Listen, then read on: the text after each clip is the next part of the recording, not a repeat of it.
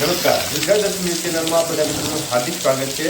તો મિત્રો, ખાસ કરીને માવઠાની તીવ્રતા આજે ચોક્કસપણે ઓછી થઈ છે, પરંતુ આજે પણ માવઠાનો વરસાદ અમુક વિસ્તારમાં જોવા મળી રહ્યો છે। જેમાં ગીર સોમનાથ જિલ્લો આજે પણ ટાર્ગેટમાં આવ્યું છે। તાલાળા સહિતના જે વિસ્તારો છે, ઉના, ગીર ગઢડા સહિતના જે જિલ્લાઓ તાલુકાઓ છે તે તાલુકાઓની અંદર આજે વરસાદી માહોલ જોવા મળી રહ્યો છે। ગીર સોમનાથ જિલ્લામાં અનેક વિસ્તારમાં આજે પણ માવઠાએ દેખા દીધા છે। દ્રશ્યોમાં તમે અત્યારે ખાસ કરીને આલીદર બોડીદર ગામ છે તેના દ્રશ્યો અત્યારે જોઈ રહ્યા છો, જ્યાં વરસાદી માહોલ જોવા મળી રહ્યો છે અને વરસાદને કારણે ખૂબ જ મોટું નુકસાન સહન કરવાનો વારો ખેડૂત મિત્રોને ચોક્કસપણે આવ્યો છે।